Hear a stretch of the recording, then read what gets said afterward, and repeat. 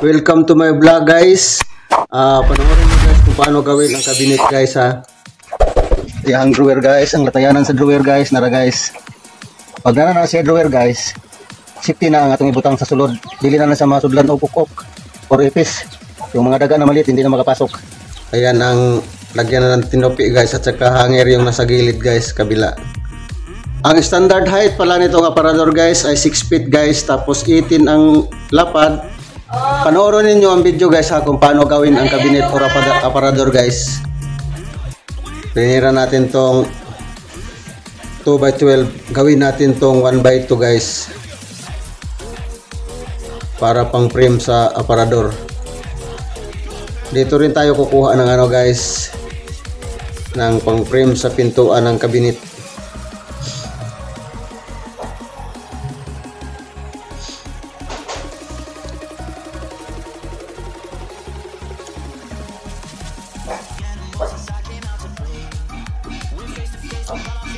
Tinira natin to ng ano guys, gamit sa ano pang headboard at saka pang header.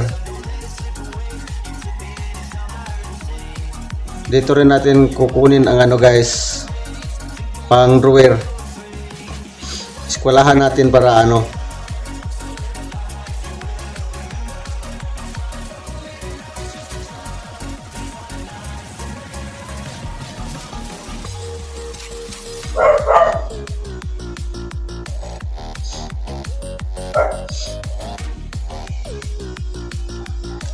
Ito guys, para sa header to guys, pati na sa ano, drawer.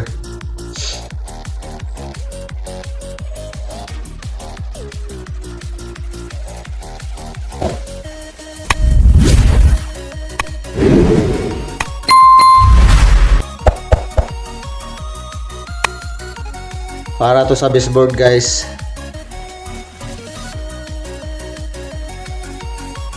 Dito rin tayo kukuha ng gawin natin pang header sa pintuan sa cabinet guys.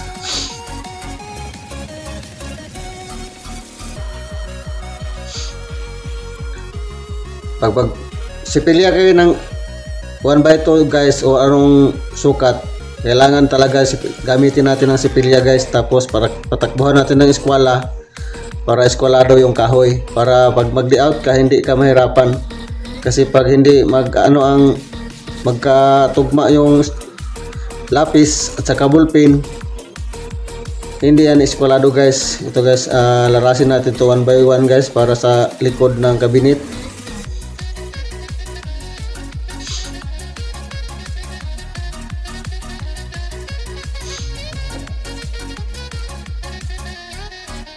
As para sa kwanto guys, para sa header ng pintuan ng cabinet,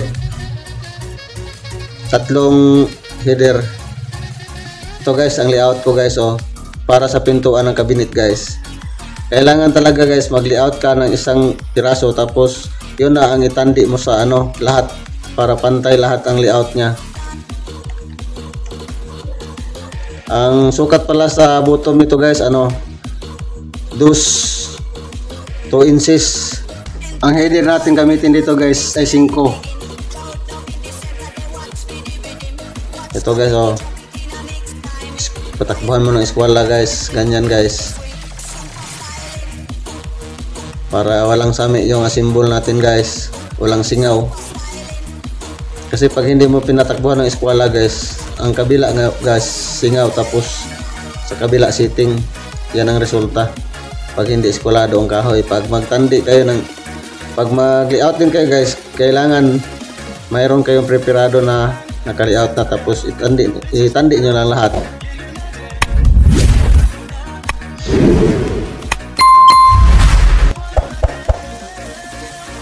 So guys, ganito magbutas ng ano guys, gamit ang barina sa larasan guys,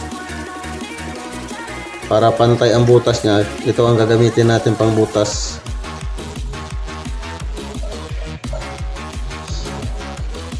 Bali 6 to guys, tatlong pintuan, 6 na frame ang gagawin natin. Ang sukat nito sa kahoy guys 1x2, tapos 50 inches ang haba. Para gagamitin natin plywood dito guys, ilagay 4 ang height, 4 feet ang height. Standard talaga ang gagamitin natin guys para walang retaso kung halimbawa sa bildo ka gagamit.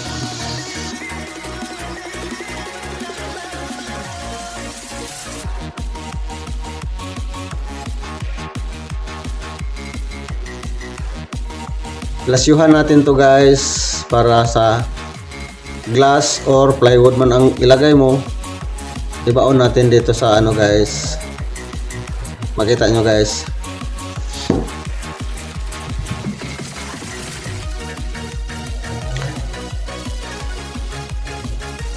Sukatin natin to guys para sa lasyo guys. 1/2 lang ang lalim nito guys sa pangbaon sa plywood or kanal. Ang ilagay natin dito nga plywood guys 5mm.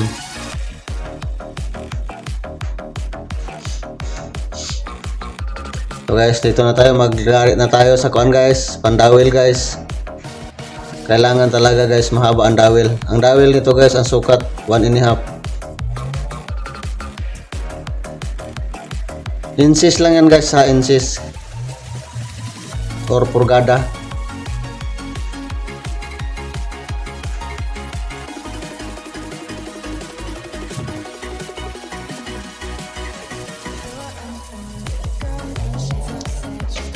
Kailangan talaga guys mag-assemble ka ng aparador guys.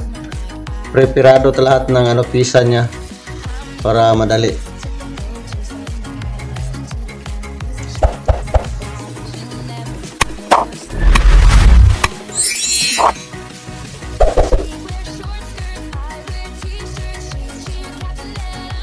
So guys, lagariin ko tong plywood guys. Ang sukat nito guys ay 12.5 para ilagay natin doon sa kahoy na nilagyan natin ng kanal or lasa.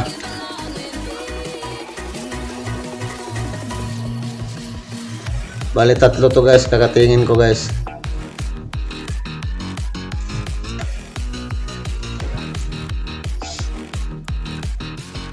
Kasi ang sabi ng customer guys, hindi bildo, hindi glass ang ilagay, plywood lang ang ilagay sa pintuan. Ito guys, 4x8 ang plywood mo. Kailangan katingin mo dito, ano, susukatin mo 3 beses, 3 piraso ang makukuha sa ano, isang plywood. 16 ang ano guys, cut, tapos 62 ang height ng aparador. 16 ang lapad guys ha, para walang retaso ang plywood guys.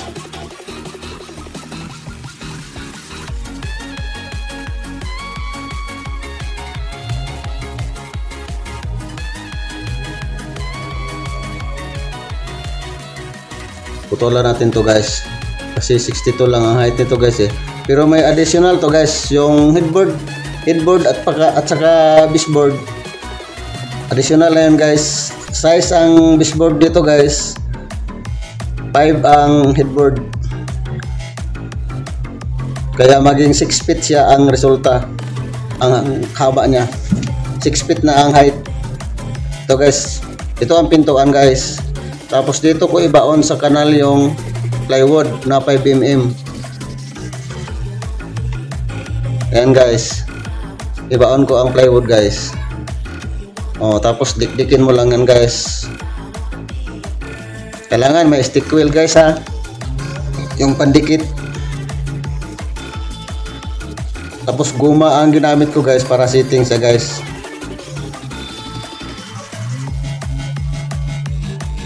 Lagyan natin ng pako, tapos putulin natin ang ulo sa pako guys, para pag magpunson ka ng pako, hindi malaki ang butas, di kunti lang ang mamasilihan mo or bulitan. Kailangan patakbuhan mo eskwela para makita mo eskwelado. Silipin mo kung di ba sa lubag.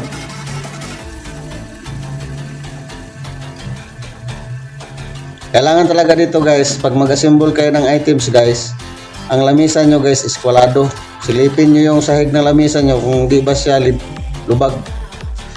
Kasi pag lubag ang lamisa nyo guys, lubag din ang ginawa nyo.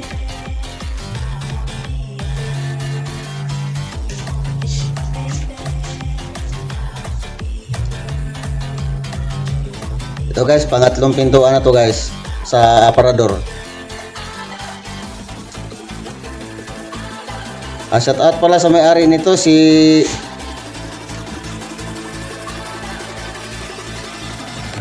kasi ito pangalan ng tagyan ba eh? Miray. Shout out pala sa may-ari nito si Miray. Taga baryo lang din namin. Halaga pala to guys, 8,500. Ito guys, ganito mag-dowel guys, magawa ng dowel.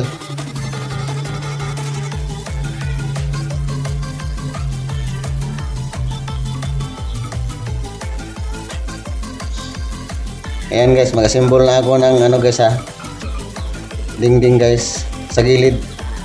Bali tatlo to guys, center, dalawang dingding sa gilid, isa ang sa center. Lagyan natin ng stick wheel para matibay talagang gawa guys. Bago natin ipako, kailangan may stick wheel siya, pandikit. Ang pako natin dito guys, gagamitin uno lang guys, uno, yung walang ulo na pako, yung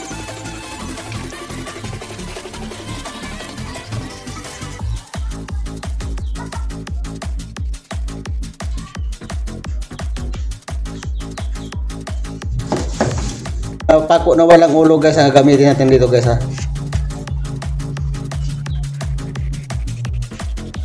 mali dito. Yan guys, uno nga pako guys na walang hindi malaki ang ulo, para pag punson mo hindi malaki ang butas, hindi ka mahirapan magmasilya guys. Kailangan dito ang finish guys, walang pako na makita. Ito guys, sa center to guys.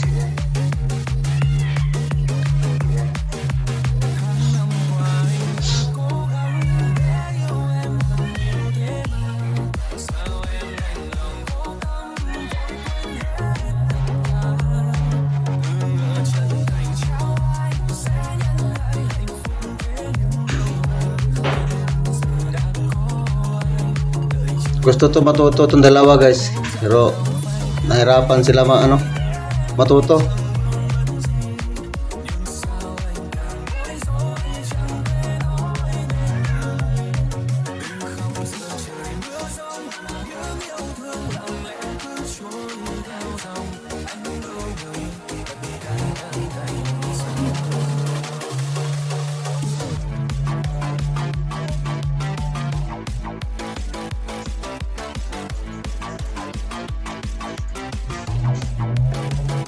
Ito guys, para sa drawer to banda guys, sa gitna. Uno lang ang gamitin natin pako dito guys.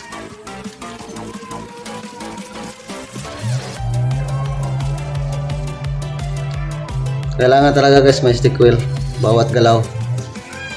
Tapos uno lang ang gamitin pako. Lagyan natin ng plywood guys para sirado siya, hindi siya mapasukan ng mga hayop sa loob.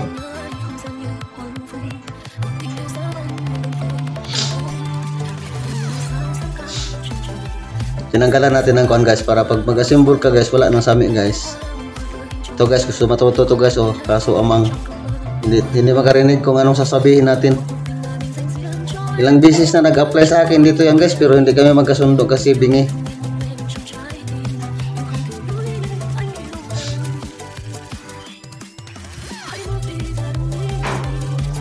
Hindi rin ako marunong magsinyas.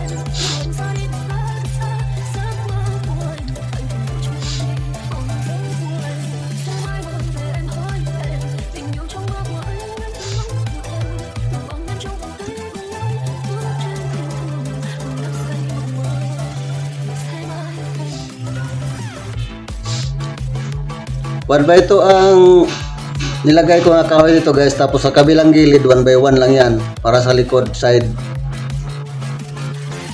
Yung 1 by 2 sa harap na nga side yan. Sandiran natin guys para makintab. Lagyan na natin ng gusok guys. Yan ang gusok natin guys. Ano lang yan guys. 3/4 lang ang ano dyan, kapal.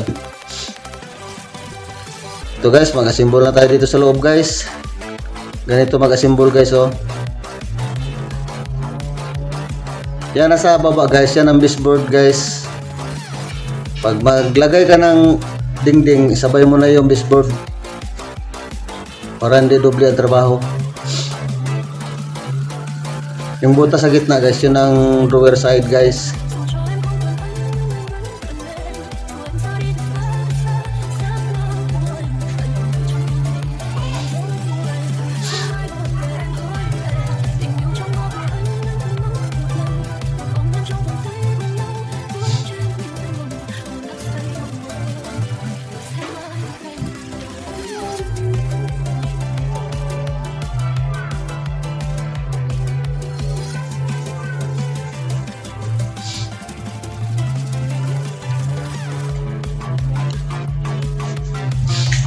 Ito guys, ang center niya guys. Nakita nyo ang dalawang kahoy nasa gitna guys. Ano yan? Yan ang patungan natin ng sahig para sa tinupi. Ilagay natin tong headboard guys. Header niya. Dito tayo maglagay ng design na moldings guys. Sa taas.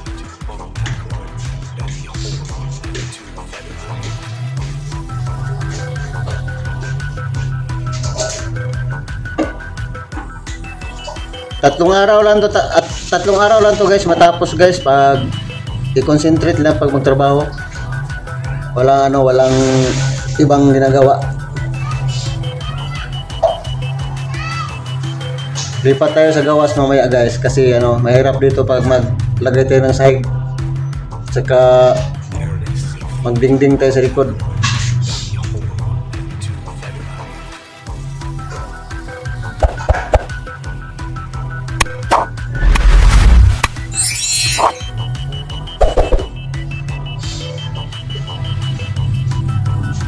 Lagyan natin ng sahig guys. Kailangan naka-prepare na yung mga sahig para tuloy-tuloy na maglagay. Unahin natin talaga yung guys, sahig bago tayo maglagay ng 1 by 1 para sa sa ilalim. Para setting sa bawat gilid. Malinis ang gawa natin, ganyan ang diskarte guys. Huwag nyo unahin ang 1 by 1 guys kasi maraming kang-ayan ganyan. Kailangan unahin natin ang plywood paglagay. Ihuli natin ang stick na 1 by 1.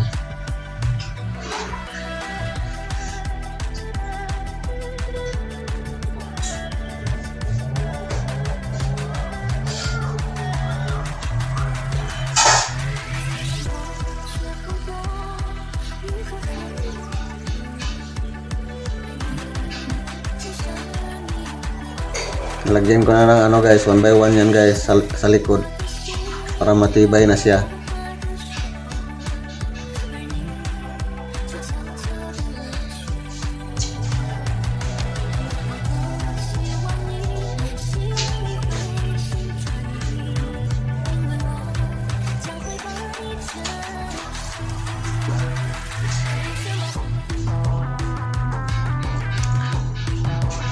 Tapos lagyan natin ng 1 by 1 dito guys.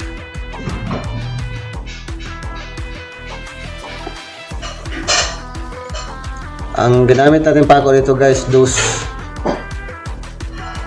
na pako na walang maliit lang ang ulo guys. Huwag yung common na pako guys. Hindi to common na pako guys ha.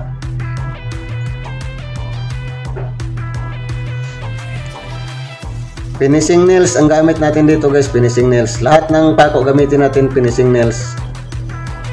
Para pag mag-punson tayo guys, hindi tayo mahirapan.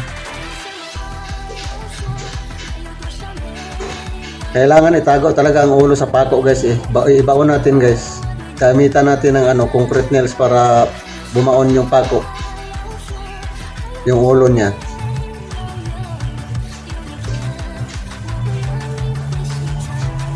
So ang sa hunos guys Ganito magawa ng hunos guys, may latayanan sa hunos na malaki, tapos lagyan mo ng dingding sa ilalim para yung mga daga hindi makapasok sa ilalim, pati ipis. Yan guys, i-rotate natin yan nga side mamaya guys ha, para may design siya. Yan, magdingding na tayo sa likod ng aparador guys. Magpasaklulo lang tayo sa asawa ko guys, kasi hindi natin kaya kung wala tayong helper, basta mayroon ng mga pandikit na nilagay. Ito guys, stick wheel to nilagay ko guys, oh, pandikit, para hindi matanggal yung dingding natin sa likod.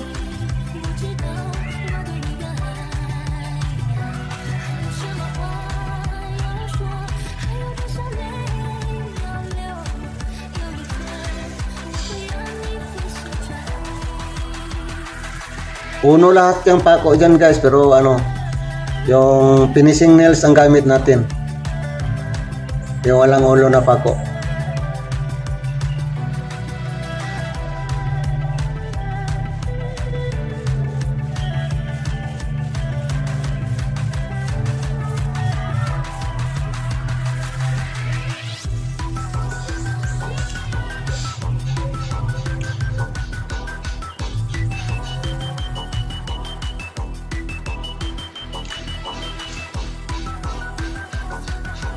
Ang sukat pala dito guys, 5 feet. Ang lapad ng aparador natin 16 by 5 feet.